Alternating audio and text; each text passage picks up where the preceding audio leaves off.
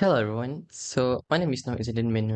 My metric number is 323-100-1371. And for today's presentation, I would like to tell you guys a way on how to combat loneliness, okay? So loneliness can make you depressed. It can lead to early death and can make it more likely for you to get Alzheimer's disease. I'm sure that you would agree that this is so interesting, that the fact that loneliness can physically harm you. The problem is that more and more people are lonely today. In fact, it's almost one in three. You think that with all of this social media, smartphones, and FaceTiming that allows us to get in touch with one another instantly, that would feel more connected. But actually, it's opposite. We're lonely than ever, more depressed and anxious than ever.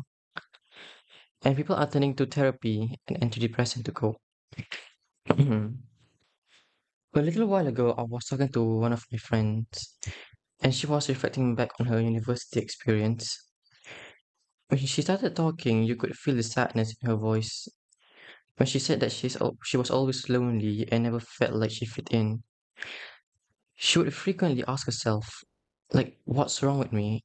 And I thought, to have to ask yourself this question is so painful, but it's the question that many people who have anxiety, who are lonely, ask themselves, what's wrong with me? So first, I will describe to you why loneliness has serious consequences. Second, I will explain how talking to people can get rid of loneliness. And third is I will discuss why you should share about yourself more. Why you should share more about yourself. Sorry. So the first strategy to get rid of loneliness is to start talking with as many people as you can. Now, I know you've heard advice like get out there and meet people, like go to events because this is how you get rid of loneliness.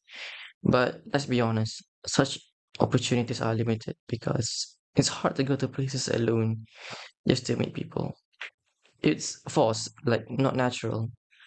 Like how many times though do you go to a grocery store or a coffee shop? Which is a more realistic scenario because it's part of your weekly routine. And how many times have you been asked something? Let's say questions you let's say a direction out on the streets. And instead of just answering the questions, you also initiate a small conversation or ask the person something about themselves, like, are you just visiting? Or what city are you from? Think about how different they might be if you did that.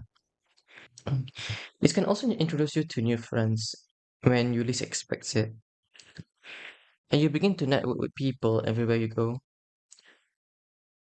So start talking with as many people as possible, and especially the ones that you normally wouldn't talk to. Because they are often the ones that come into contact with on almost daily basis.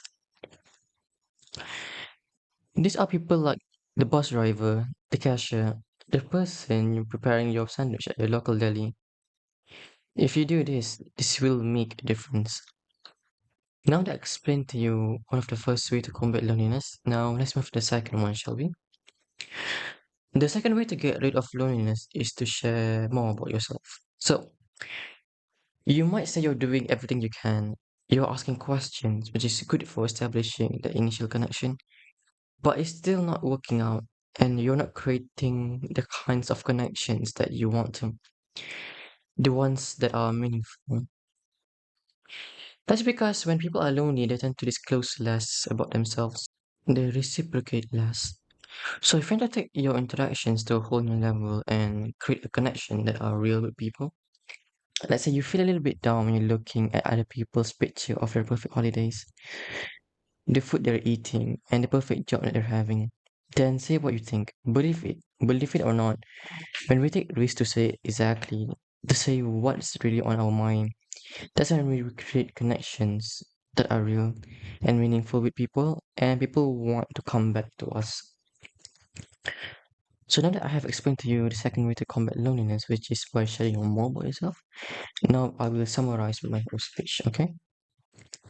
Mhm.